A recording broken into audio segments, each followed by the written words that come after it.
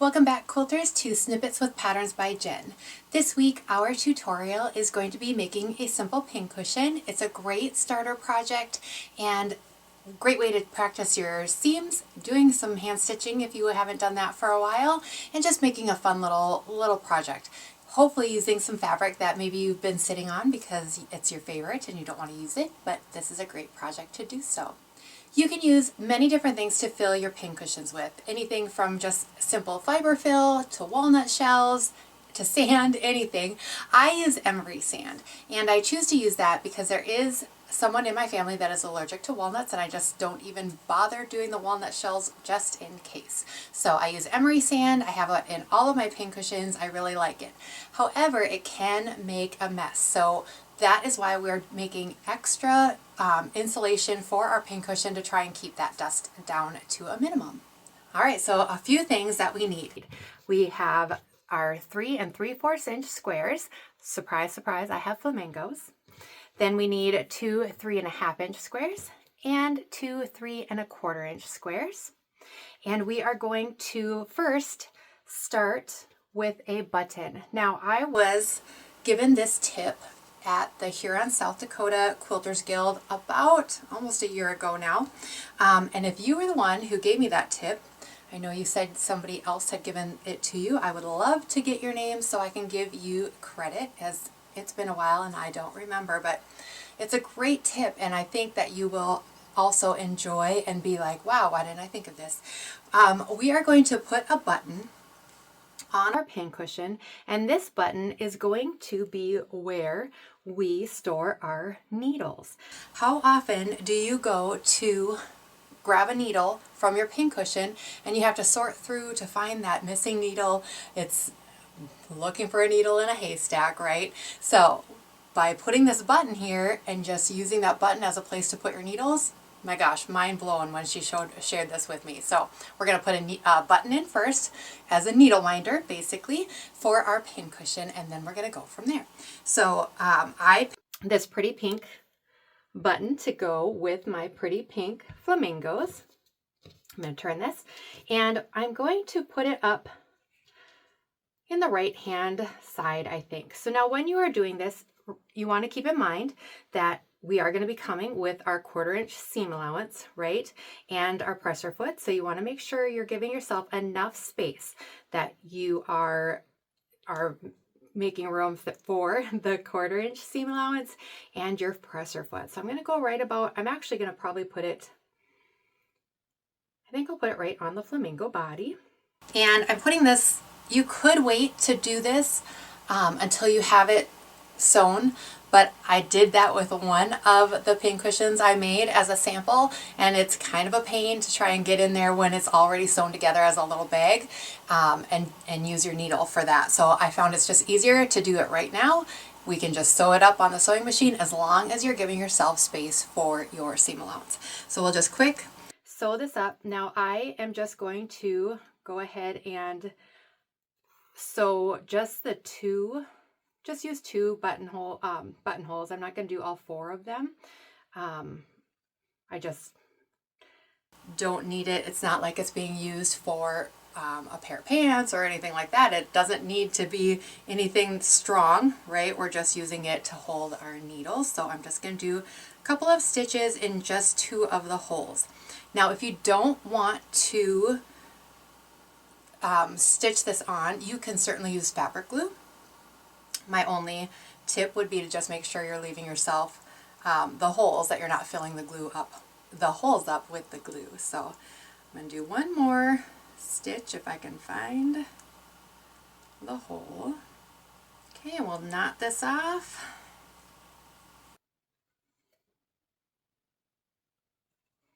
And then we will take all of these to the sewing machine. Okay, we are going to sew the squares for our pincushion. So I'm going to start first with the main fabric. So we have our button sewn right there. So my button is up on top. I want my opening down on the bottom of my pincushion. So we are going to start at the bottom. I'm going to now we are going to put our bag of emery sand or walnut shells or whatever you're going to use inside this. So we need to give ourselves a little bit of space, extra space than maybe we normally would, so that we can put those pockets of emery sand in there. So I'm going to start a little closer than I normally would, maybe. Take a couple of stitches and back up. And then we're going to sew 1/4 inch all the way around. As you get up to the button, just double check that you're not getting, I'm pretty close.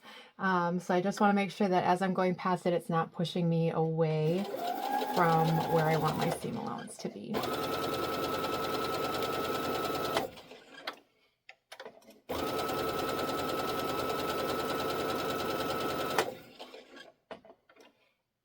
All right, and then I'm going to take just a couple in this way as well.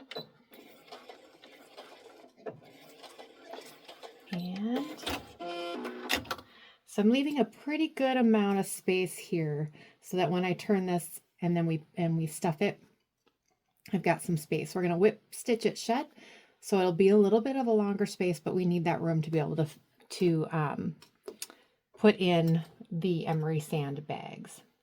All right, now for this one, this is our 3.5 inch square. So we're going to, again, leave ourselves an opening. It has to be a little bit larger because we are putting in the bag that has the emery sand. We're putting that inside this one, so we need a little extra space. Now this one we will end up using our machine to sew, so we don't have to worry. It's not going to look pretty necessarily, but we're going to use the machine for this one to close it up. But we're still going to need a little extra space to put that pocket of sand in.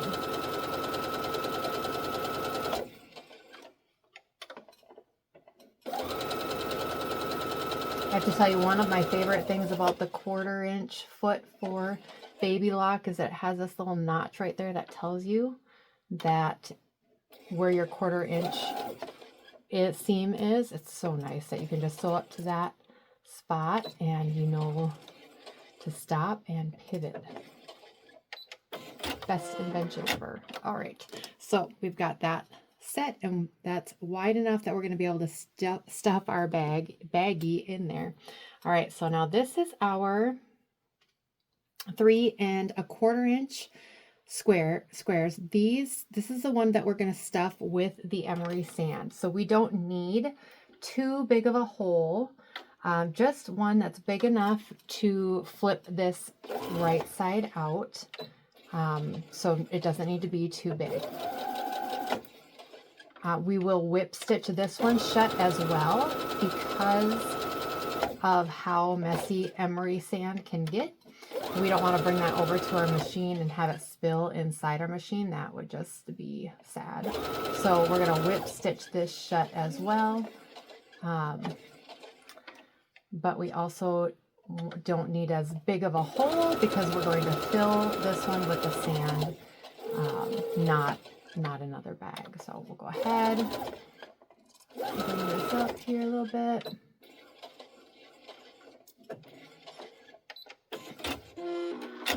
Okay, so we'll just go ahead and bring this through. I maybe did that a little too small, but we're gonna go ahead and pull this out, right sides out. And I'm not going to press these. We'll pop out those corners, but other than that, I'm not gonna focus on making this pretty per se. We're just using it to hold that emery sand and make a pretty little pincushion. And so the insides, I mean, we want them to come together nicely, but we don't necessarily need it to be finished really pretty, just finished well, right? So we're going to pull this out and then pop out those corners, and then we will fill it with the emery sand, And then we will pop this one into the 3.5-inch bag. After we whip stitch it shut, we'll whip stitch this one shut, and then we will pop it into the 3.5-inch bag. That one we will bring back over here, and we will sew it shut, and then we'll pop that one into the main bag, and then we will whip stitch that one shut so that we have a pretty little finish. We are very close. It's a pretty quick little project. I mean, a little, it is a little fiddly as we get corners out and that and fill the bags and that kind of thing, but it's a pretty quick little project that we can finish, and something we can also be proud to gift. I think it's something that is, especially if you have some fun fabric for somebody that, if somebody gave me a pincushion with flamingo fabric, for instance, I would think that was so special because I love flamingos, and that would just show, right, that they were thinking of me specifically. So when you can find little things like that, I think those make little gifts just that much sweeter. So I'm going to poke these out, and we're going to go to the cutting mat where we will fill up the first bag, and we will go step by step and get this done. All right, our next step is to fill our little pocket or a little bag with emery sand. So I have my emery sand. I have a little funnel that I made out of paper. I will have an affiliate link for the emery sand that I'm using today. I just want to warn you that it does not come, this is the bag it comes in. There is not another bag in there. So don't be like me and rip it open and have sand go all over. All right, you've been warned. It comes just like this. So you also want, before we fill this, to have, we're going to whip stitch this shut. So you want a needle prepared and ready to go. We're going to stick this in here and carefully pour. You'll note that I also have a cover over my cutting mat because emery sand is fine and gets everywhere pretty easily. And having it on fabric, when it spills, it catches it really nicely as opposed to paper, which lets it kind of spill out all over. So have it. If it spills on the fabric, it's easier to clean up.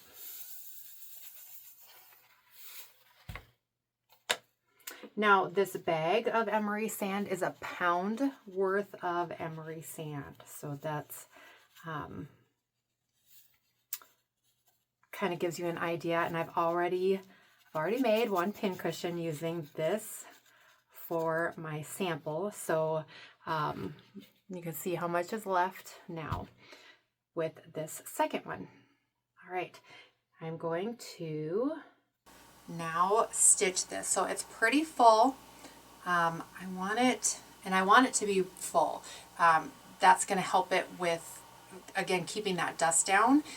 Maybe doesn't make sense, but the fuller it is, the tighter it's packed, the less dust you'll have as you're using the pins. So I'm going to finger press my seams here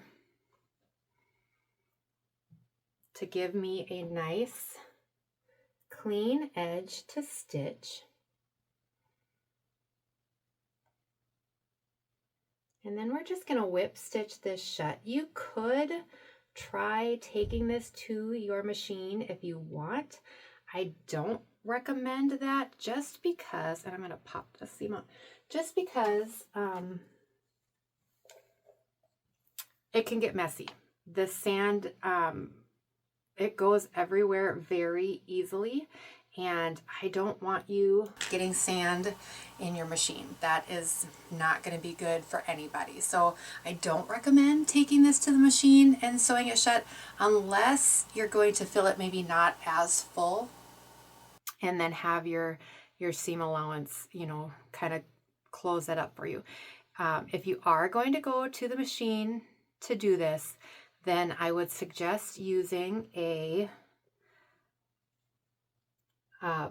using a shorter stitch length so that you get it tightly stitched, tightly closed. We are putting it in another bag and then in another bag. So you want to watch, you know, I mean, you'll have a little extra support there, but you might as well shorten that stitch length and get even more support, right? So we're gonna go ahead, whip stitch this closed, and then we will start putting it, we'll put it in the next bag and then we'll put it in the next bag. Okay, so we want these stitches pretty close together because we want this to be good and tight.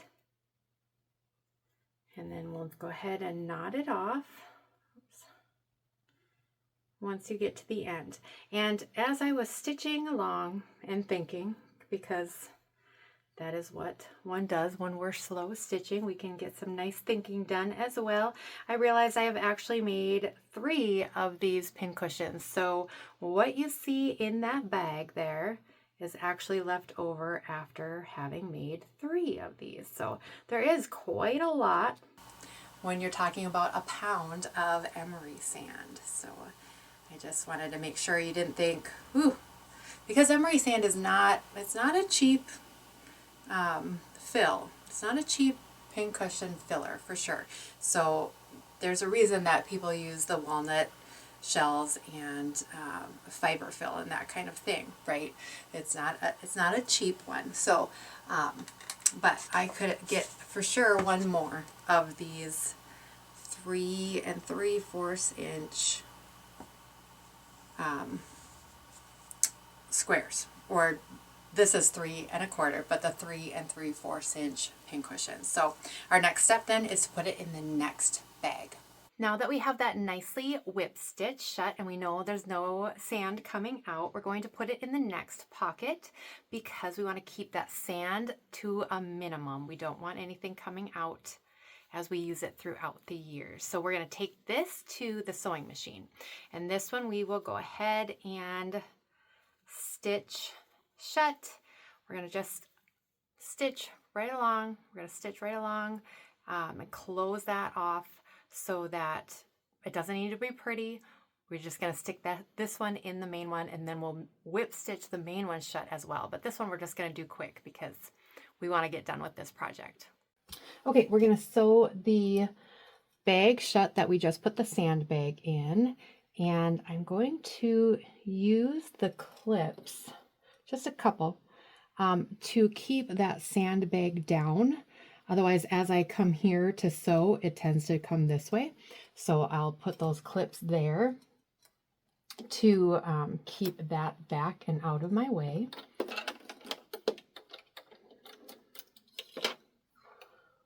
And we will just sew this edge, this side, back stitch and lock it in place here.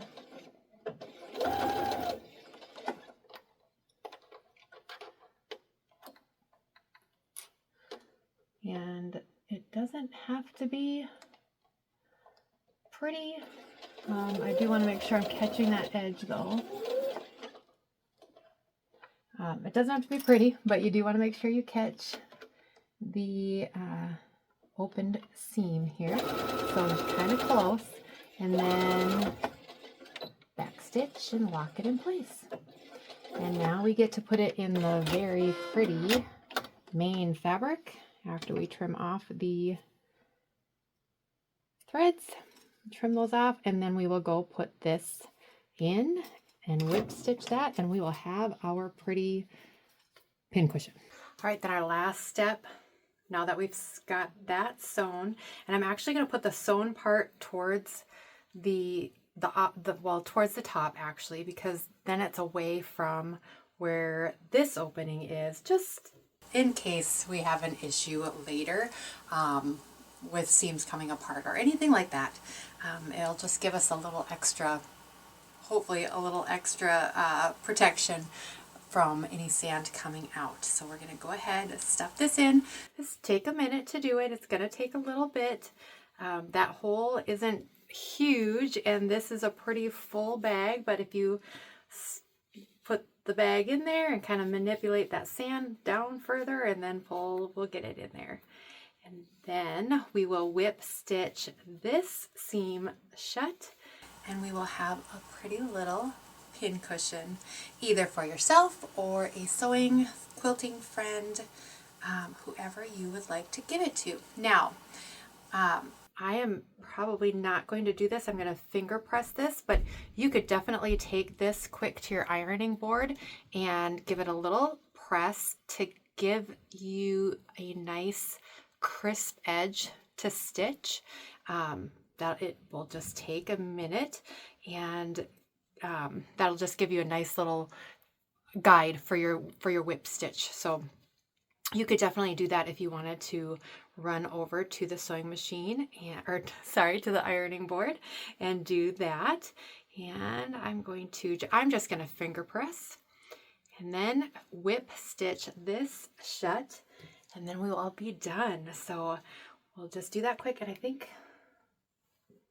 let me pop this corner out just a little bit better here while it's open, right? All right. Okay. So you can press it if you want. You can finger press it if you want. You could throw a clip or a pin just to hold one end as you get started if you like. Whatever is going to make this easier for you to finish. And then I have my needle threaded and knotted double. So I'm using a double thread here, and I'm going to come up from up inside to get started.